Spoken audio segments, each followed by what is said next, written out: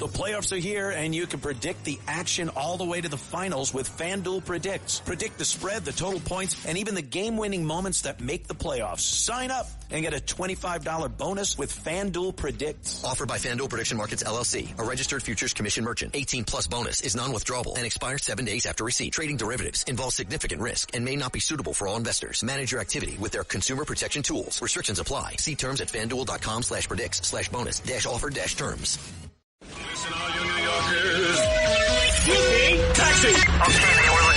This is the 77 WABC minicast. So, Mr. Trump pulled his negotiators from the trip, 18-hour trip to Islamabad.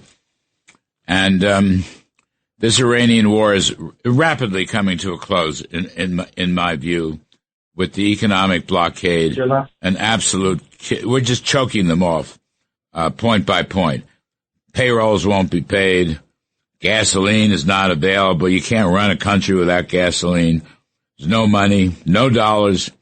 There's no nothing. And the Iranians, the ideologues are, I don't know, they don't want to acknowledge this, at least not yet. But I think that's coming to a close. The other issue is in the Congress, the Senate. We're looking at a skinny budget bill that I think is a big mistake. And I want to talk about this because I like growth. I like tax cuts. There's no surprise there. I like spending cuts. I like waste, fraud, and abuse cuts. Somehow they're not getting it done. So let's talk about all this. We have Steve Forbes holding over. He was very kind to come on during the stock market. Of course, chairman and editor-in-chief of Forbes Media. We have Liz Peek, Fox News contributor. And we have Steve Moore, who's WABC radio host of More Money, comes on right after this show on most of these same radio stations. Steve Moore, let me start with you because, you know, we had this argument a year ago. One big, beautiful bill. People said, well, we can have a second bill. We can have a third bill. But really, it's very difficult. The House needs 218 votes. It's always by a cat's whisker. Speaker Mike Johnson is a magician. He gets stuff done, but you can only do this. You can only do, I think, only do this once in this session. And if they run this bill, I'm not, look, I want to finance, God knows I want to finance ICE and the Customs Bureau, but we want to finance the rest of DHS, which is running out of money. But the list here is significant. You know, we ought to have some tax cuts and pro-growth for $4 gasoline.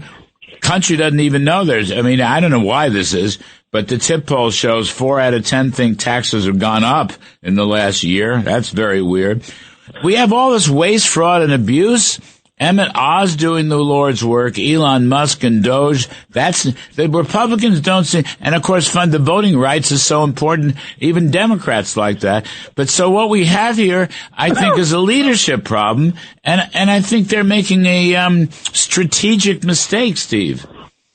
Well, I think, first of all, the last couple of months, the Republicans have been sleepwalking, and they're not paying attention to the fact that the polls have really turned against them, and people are worried about the state of the economy. There's no doubt about that. So you gotta change tactics, and I think you woke them up. I think you woke them up the other day when you gave a little lecture to a couple of senators saying, this is not. This makes no sense, what you're doing right now. Or if you keep this up, you're going to lose a lot of seats in the House and Senate in the midterm elections. Look, they're not going to get a single Democratic vote for anything they want to do from now until the end of the year. I mean, the Democrats are just no. They hate Trump more than they love the country. So even on good bills, they'll just vote no if Trump is for it. So given that, they have 51, they have 53 votes in the Senate, and they have a majority in the House. Use it. Go for it. I'm with you. Go big or go home. Yes. Go big or go home. Let's do this. Right. Do the tax cuts, do the health. What about the healthcare savings? What about the, as you said, what about the DOGE cuts? What about the reforms in terms of getting rid of the fraud and abuse? All of these things should be on the table. Not only are they good for the economy, Larry, they're popular with the American people. Voting rights, to put that in. So, I don't know if you can do voting rights because that might not. It has to be related to the budget. But I know, maybe but you can make that case. Right. If you write it up imaginatively, if you write it, I mean, the Byrd rule has been stretched and stretched and stretched. Right. And if you write it up, you will have to spend money to monitor the reforms in the Voting Rights Act. If you can't, you can't. Look, Liz Peek said this the other night. So fine, just put the Voting Rights Act up, let the Democrats vote against it 10 times, all right? So people will understand. Now, I'll go to Liz. Liz, I talked to Senator Johnson, hardcore conservative, good supply sider that he is. He was on the show earlier today. Now, yes, he's blaming Democrats. Of course, they're not going to help out, as Steve Moore suggested. But he's very keen on let's end the filibuster.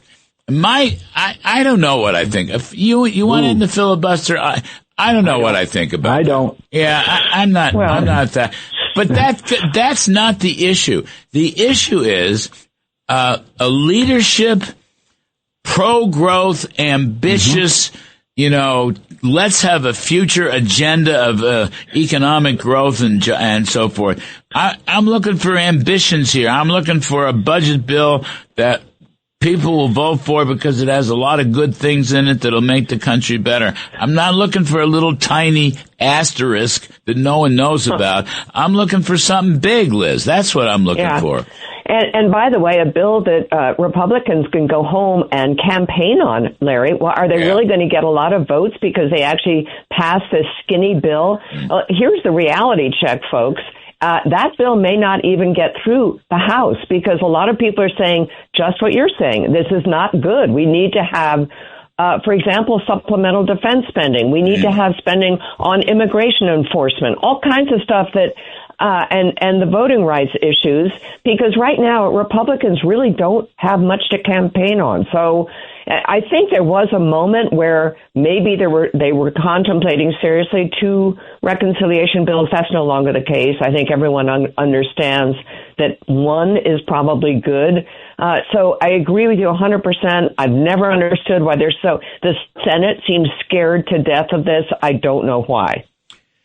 Steve Forbes, on that point, Senate is scared. I don't know why. There's a dearth of tax-cutting, supply-side, growth-oriented thinking in the leadership. They're not bad people. They're sort of standard, old-line Republican types, conservative, quote-unquote. But they don't have the Forbes flat tax supply side, pizzazz. No, given people's mood right now, they're going to the restaurant. They don't want a bland menu. Yeah. They want some new stuff. They want some spice. They want some excitement. And this is where the president and the White House have to step in. If they bring them in, Thune and the others, and say, this is what we have to go for, we need to give you something, to Liz's point, that you can run on in November. What are you going to run on now? Oh, we prevented a disaster last year. Okay, big deal. What are you doing for us for now and for the future? The Iranian war, I think, will be over. But in the meantime, given all the hemming and hawing and ups and downs we've had with that war, people are confused. They don't feel there was decisive, firm leadership from the beginning. That's the impression. And so to counter it, come up with a big, beautiful tax cut bill, cut the tax rates, cut the capital gains tax, index capital gains, cut the corporate rate for everyone down to 15, and let the Democrats howl and put in the voting rights bill. Why not? Throw it in. Challenge the parliamentarian. We can run against the parliamentarian. Replace her. We have been fighting. This is so bad, Steve Moore. We have been fighting to inflation index the capital gains tax for over 40 years. And we have not, the income tax is indexed. We have not ever gotten the capital gains tax index. How is that possible? Where is he? Me? Is that for me? Yes. We've been fighting this for years. When you say Steve, I'm not sure what Steve you're talking about. I'm sorry. Yeah. Well, it's kind of a generic Steve. But look, I mean, we want more of you, Steve, so you're on. Yes, you're on. I mean, for God's sakes, we've been fighting for this for 4 decades. This is the fifth. Everyone knows the case for this, and most people have had, and their gains, a lot of people have more inflationary gain than real gain. Right. So, and a good example of that is with housing. And, Jeff Yass and I had a piece a couple months ago in the Wall Street Journal. Index capital gains for inflation, at least index residential housing, you'll see a lot of older people, being able to move out of their house because it's simple. A lot of people cannot afford to move out of their house because of the stupid tax code. Right. So this would be a great thing. And by the way, that's actually popular too. I mean, everything we've been talking about is popular with the American public. And you know who it's especially popular with? Seniors. And by the way, one of the things we might consider putting in, even though the banking industry is going to go bananas, is if you have an old mortgage at 3%, you can keep it to your next house. Let's get some movement in the housing market. I love it. Do you know when Ronald Reagan left office, we had 2 income tax brackets, and the top rate was 28%. It was 28 and 15. And by the way, 99 out of, almost every Democrat in the Senate voted for that. That's correct. Now, today, we have 7 brackets, and we're at 37%. So, Steve Forbes has talked about some tax reform, bracket reform, and I don't know, we've lost that. We looked at this in the first term, and we couldn't fit it in. It was too much. But we did expand the brackets in the first term. But we didn't chop any brackets off. I mean, I really think we should not be afraid of supply side tax reform with the income taxes. Don't be afraid. And they are afraid. It's the same thing. Democrats will oppose this no matter what we do. If Donald Trump said he'll take the top rate from 37 to 45, Democrats will say, no, that's terrible. I want 50. It's that bad. So why not put your best foot forward and have some sensible reforms, that are productive and constructive? Well, actually, I think these 2 gentlemen, our 2 Steves, have just come up with a great platform for the November elections, which is fix housing. Everybody is concerned about housing. So the combination of adjusting and making capital gains on homes and selling your home indexed to inflation, plus keeping your low mortgage rate, go a long way to. We're losing you, Liz. Go to a window. Everyone hear me? Yeah. Can you not hear me? I'm sorry. You're breaking up. Go to a window. Oh, okay. All right. Anyway, I think it's a great idea. Yes, but now wait a sec. Steve Moore, the Senate passed the housing bill, the Elizabeth Warren housing bill, not the one we wanted. And this was not in the housing bill, was it? No, I mean, I know it wasn't in the housing bill. This is the one where it said, REITs and private investors can't own homes. Hello? I've lost everybody. Sorry. That's the dumbest idea because you're going to have, essentially what's going to happen when investors buy the housing, what they do is fix it up, put it out for rental housing. It actually expands the amount of housing in the economy. So that's a really dumb idea. But, if you can get people, look, I'm 66 now. I'm ready to maybe move out of my house. The kids aren't here anymore. We could, move to Florida. We can't do it. We literally cannot afford to sell our house because of the capital gains tax. Well, there you have it. I mean, it makes sense. The housing bill, by the way, should be defeated in the House. It's a lousy bill. So I want to talk about this filibuster business. All right. Ron Johnson, Senator Johnson, good, strong conservative. He's no rhino, believe me. But he's very keen on it. He said the filibuster's basically been ended for judges. So why not end it altogether? Because if Democrats win the Senate, they will end the filibuster. And then Puerto Rico will become a state and all kinds of bad things will happen. But I'm not so sure. So I tossed this out. I guess I'll start with Steve Moore, if you're there. And I think you were groaning on that point. And I mean, I don't even know if the Republicans would vote to end the filibuster, but should it be ended? No. In fact, I'd make it 70 votes. I want to make it as hard as possible for Congress to pass laws. So, and by the way, if we hadn't had the filibuster, we would have had Hillary care. We would have gotten rid of right to work laws. All of these horrible policies that the Democrats have been trying to pass. It's important that you have, the rights of the minority are protected. We are not a democracy. We are a representative form of government. You sound skeptical. No. I basically come down on your side. I mean, I've never really obsessed about it, but maybe I have to. I basically agree with what you just said. The argument, though, Liz Peek, is that when the Democrats win, they are going to abolish. Right. They are going to abolish the filibuster and do all these damaging things. So, what do you make of it? Yeah, I mean, they promised to do it if they won the Senate in 2024. Thank heavens they did. This is not your grandmother's Senate and party. This is a no-holds-barred Democratic Party that wants power at any cost. And I think we've already seen them take one nick out of the filibuster rule. Harry Reid did that. He came to regret it, I suspect. My guess is there will be others. And I don't trust Democrats to maintain the rules and regulations that limit Democratic or the Senate lawmaking ability at all. So I think it should be protected, but I think there's no way to guarantee it will be. Steve Forbes, what do you think? Two wrongs don't make a right. The Democrats would be wrong trying to get rid of it. We'd be wrong saying, well, they're going to do the bad thing. Let's us do the bad thing first. Keep it in there.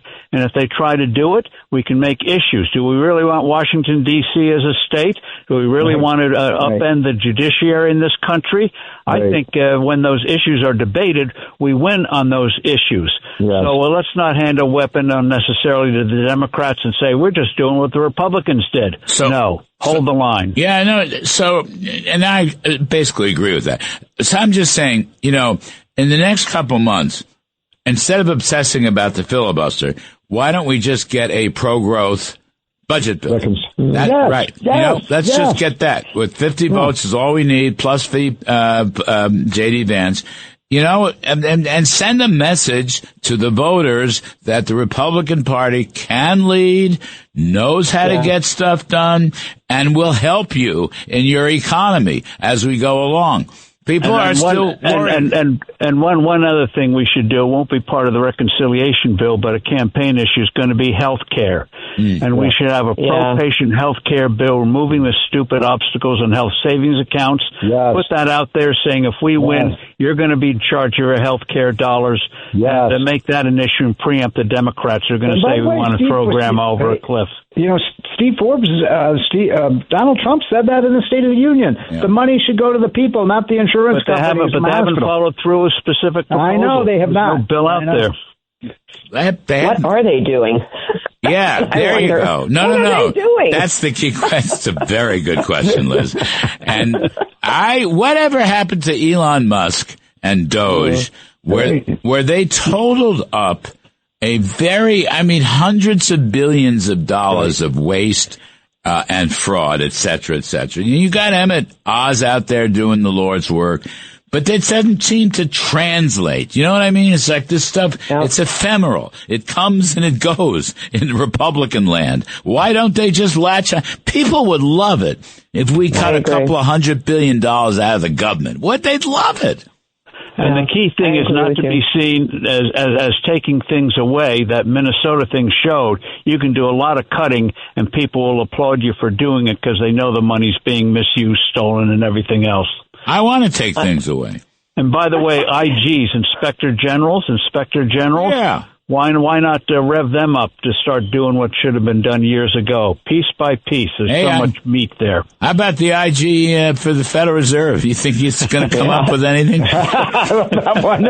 Let's start with that one. Where's he? I'm not going to use the prediction markets on that one. I want Kevin Warsh to drain the swamp. No, that's right. But Steve Forbes in the stock market segment said, "Where's this guy been the last couple of years?" I mean, it's not like he couldn't have been doing this. I think they actually launched something, Steve, but nothing ever came of it. Yeah, I don't know. That's what happens, Larry. Right? There's no accountability. At the end of the day, no one is held accountable. Somebody's got to be in charge. Somebody's got to be in charge. We're going to put Steve Forbes in charge. I've always wanted that.